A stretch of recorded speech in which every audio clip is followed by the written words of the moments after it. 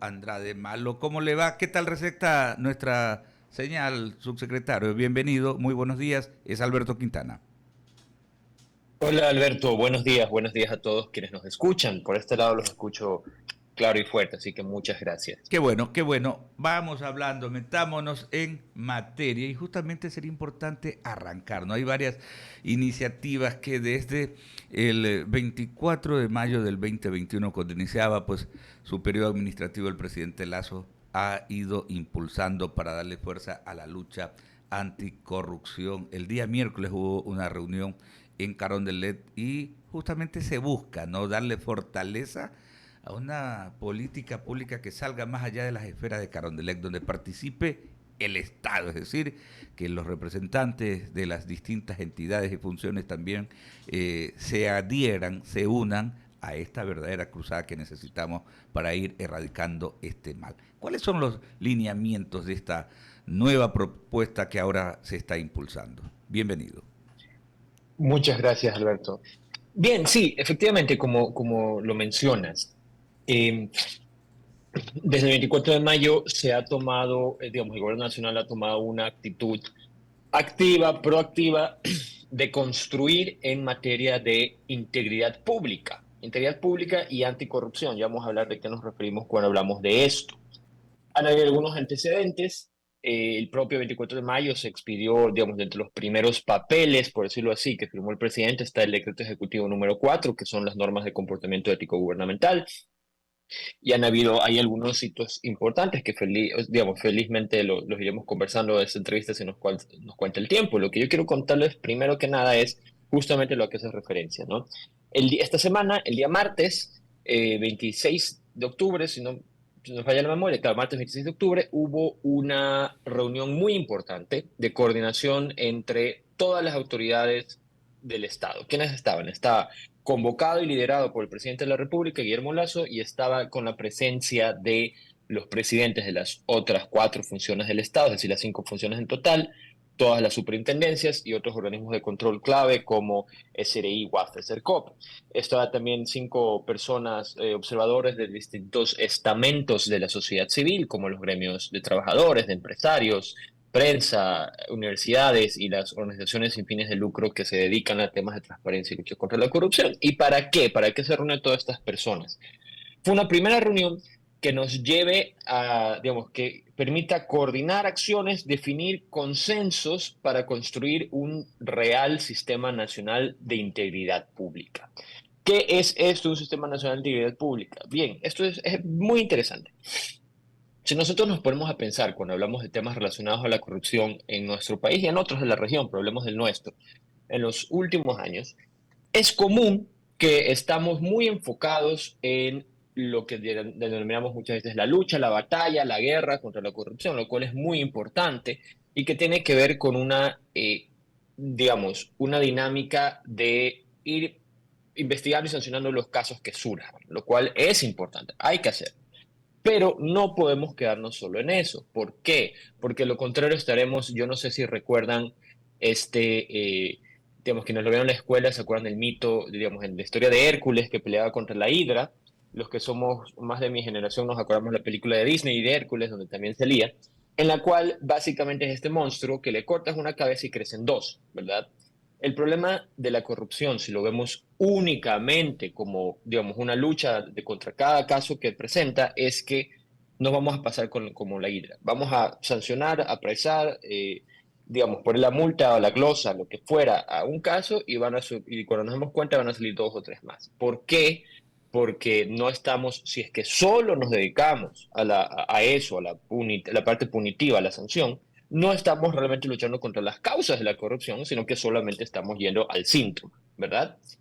Por eso es que se habla de una tendencia mundial y Ecuador tiene que ser parte de esta tendencia mundial, no se puede quedar rezagado, es, además de la sanción, además de la investigación, ponerle mucho énfasis a promover la prevención, a promover lo que se denomina, como le he dicho, la integridad pública. ¿Qué quiere decir esto? Quiere decir, en resumen, tres cosas, ¿no? Tres patas. La primera de ellas, pensar en la gestión pública, el servicio público, en relación a temas de prevención de corrupción, pensarlo todo como un sistema. Es decir, que todas las entidades que tienen atribuciones en la materia, que son las que estuvieron reunidas el día martes por iniciativa del presidente de la República, que conversen, que puedan comenzar a ver qué estás haciendo tú, qué estoy haciendo yo, dónde yo quizás estoy, digamos, dejando de hacer lo que me toca o haciendo más de lo que debo, y igual tú y las demás entidades. Funcionar sistemáticamente. Segundo, promover una cultura ética, eso es importante, es una acción a largo plazo que tiene que ir acompañada con acciones a corto plazo, ¿verdad? Claro. Pero a largo plazo hay que pensarlo, hay que pensar en intervenir en escuelas, en colegios, en lograr, está muy de moda hablar en redes sociales de normalicemos esto de aquí o normalicemos esto de allá. Lo que tenemos que hacer en esta materia es desnormalizar la corrupción, porque se la ha normalizado en muchas partes de nuestra sociedad, eso hay que reconocerlo y no podemos dejar que sea así.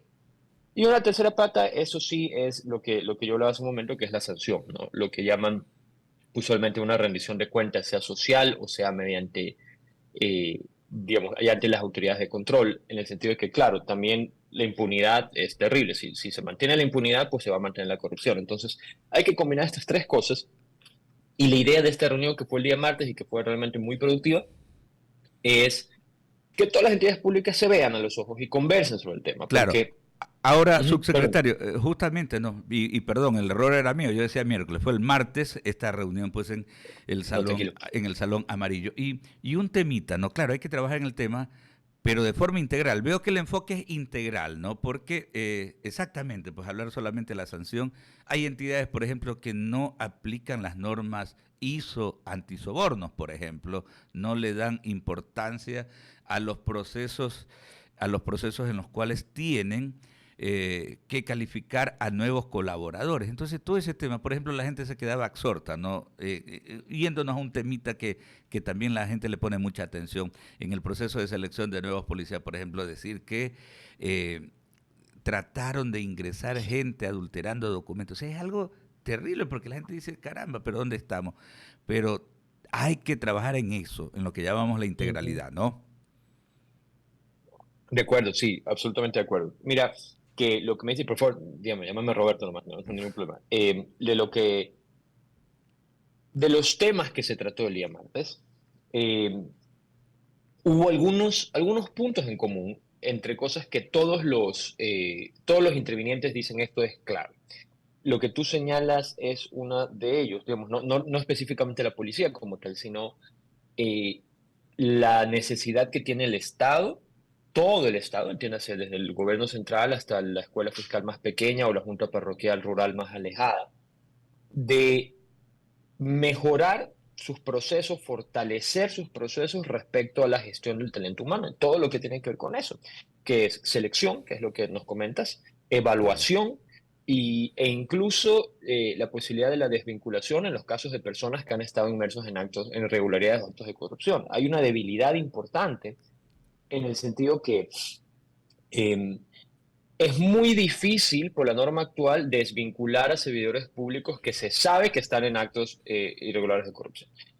La ley orgánica del servicio público te pone como causal, es decir, uno puede ponerse creativo y ver otras vías, pero la causal más obvia para esos temas Claro. es la sentencia condenatoria ejecutorial, lo Pero que quiere decir ahí Roberto, también años. claro, resulta ¿Sí? inaudito también. Gente que se sabe que está en corrupción y que por una ley no se lo puede sacar. Eso es más o menos como cuando No. algún militar, por ejemplo, en el tema de elementos de la arma naval, ¿no? Que ya Mm. habían sido hasta detenidos, procesados y salieron y luego recuperan su cargo. La verdad que esto es inaudito. Permíteme que justamente Enrique San Martín comparte esta entrevista. Enrique, adelante. Gracias, Alberto, señor subsecretario. Muy interesante lo que usted señala. Y me quedo con esta palabra de sacar o de que ya no sea normal hablar de corrupción en el país. Hay que desnormalizar. Esa palabra la utilizó usted y es muy buena. Bien, al menos yo la acepté muy bien. Porque eso es lo que se trata. La corrupción ya es algo rutinario, cotidiano, diario. Pero también se dice que el ejemplo empieza en casa, eso nos dijeron nuestros abuelos, nuestros padres. Y en este momento el Estado se erige como el padre que tiene que enseñarle a los hijos que eso no se debe hacer. Entonces, usted también habló de política a corto plazo. ¿Cómo lo piensan hacer por cambiar esa mentalidad, ese chip, como se comenta y se dice, para implantar otro, pero que vaya en beneficio no solo de esta generación, tal vez no se lo pueda hacer, pero sí en el largo plazo, como usted también señaló? Pero vamos a lo inmediato. ¿Qué es lo que vamos a hacer? De acuerdo, gracias, muchas gracias. Sí, efectivamente, hay que combinar corto, mediano y largo plazo. De lo contrario, ¿de qué estamos hablando? Largo plazo es realmente lo que uno tiene la expectativa de que haga un cambio más profundo, pero no podemos quedarnos en eso, pues porque hasta eso, digamos, ya nos comen las ansias, ¿verdad? ¿Qué pasa hoy? Eh, entonces, como yo le decía, volviendo un poquito atrás, aquí lo que se quiere promover es la coordinación y la prevención. La prevención, queremos decir justo lo que hablamos de ya no hablar de corrupción únicamente en ver a quién metimos preso esta semana o este mes, que es importante, hay que hacerlo, pero no es lo único, sino, digamos, promover activamente una cultura de integridad pública. Y la coordinación, es decir, que todas las entidades del Estado que tienen competencia en la materia hagan algo, y hay que algo, ¿no? Si nosotros somos realmente rigurosos sobre eso, toda entidad pública tiene algo que puede hacer, porque por lo menos, como mínimo, es responsable de su propia institución, lo que sucede puertas adentro, ¿verdad? Ujú. Ahora, sobre la pregunta, eh, voy en ese orden, ¿no? A largo plazo es esto, ¿no? Es promover el cambio cultural, si es que cabe, para promover la integridad. Esto Así tiene es. que ver intervenciones incluso en escuelas y colegios. Siempre se dice, es muy común que se hable en este tipo de espacios, o digamos, no necesariamente en radio, pero cuando se habla de este tipo de temas, que la gente dice, no, es que hay que recuperar la materia de cívica o ética en el colegio. Eso, digamos, yo no sé si, eso pensé que es algo que el Ministerio de Educación está haciendo, no sé si es como tal eso, pero lo que sí se puede hacer y que estamos planificando es, digamos, y será, Dios mediante ya el próximo ciclo escolar, es aprovechar en colegios, los colegios tienen en su pensum, en su sílabo, no solo las materias, digamos, matemáticas, historia, geografía, lo que fuera, sino dentro de cada materia un espacio libre destinado a lo que se llama contextualización. Es, por ejemplo, cuando uno está en la escuela o en el colegio y te están hablando de la independencia y te llevan al archivo histórico del Guayas a ver las cartas de Olmedo que están ahí, como para que tengas una experiencia concreta de qué te hablan, ¿verdad?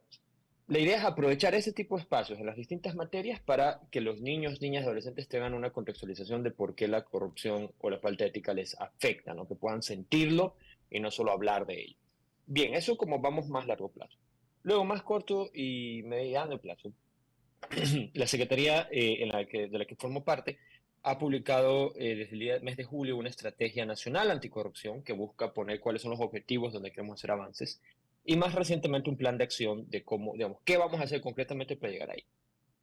Dentro de eso tienes algunas cosas interesantes. Tienes, por ejemplo, algo a mí me parece muy valioso que se está empezando a hacer es trabajar, instalar, fortalecer capacidades en las entidades públicas para que puedan hacer una autoevaluación, guiados por nosotros, una autoevaluación de riesgos de corrupción, escúchenme, y un plan de mitigación. Entendiendo que parte del problema de la corrupción es que nadie quiere, todo el mundo sabe que existe, pero nadie quiere reconocer que puede estar más cerca de nosotros de lo que queremos. Entonces, es normal en la dinámica de una entidad privada o pública que estás muy ocupada con tu día a día, sacar los productos, los servicios que tienes que sacar, y además te dicen, oye, mira, yo a mí me da miedo que aquí pueda estar pasando X, Y o Z situación. Es difícil para cualquier autoridad o servidor decir, sacar el tiempo, la energía y ponerse a dedicar a resolver un problema que ni siquiera sabe exactamente cuál es el problema, porque la corrupción es oculta, pues no es que la gente va anunciando por ese caso, yo me voy a robar esto de aquí, ¿no? Entonces, dicho eso, lo que estamos haciendo es un plan piloto en este momento con dos entidades para el próximo año trabajar, digamos, 30 hasta fin de año, el próximo año.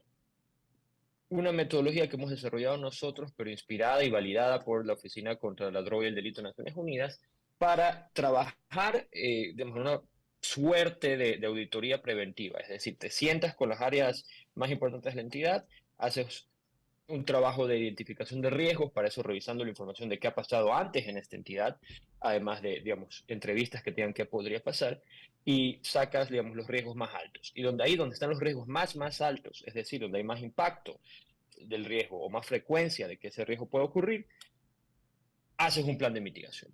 Entonces estás intentando un poco que antes de que suceda el hecho o de que se repita, si es que es un hecho que ya pasó en el pasado, identificar que existe este riesgo y ver cómo voy a mitigarlo, cómo voy a hacer que sea menos probable que eso pase.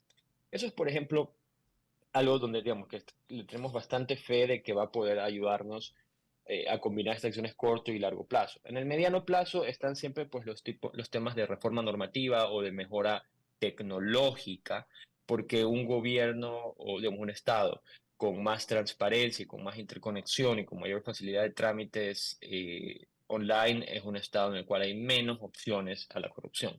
Pero esos son temas ya de mediano plazo, pues porque requieren, como siempre, no solo la inversión como tal, sino volver a estructurar un poco de qué manera la institución funciona. Perfecto, muy interesante el tema y en verdad esta reunión fue algo inédito y esperemos que sí, que se mantenga, que se sostenga en el tiempo, porque es importante cambiar, reiteramos hace un momento, la mentalidad de los ecuatorianos y en general poder transmitir esa buena costumbre que se convierta en una buena herencia que le vamos a dejar también a las próximas generaciones. Gracias, Roberto Andrade, secretario general de Política Anticorrupción. Un saludo.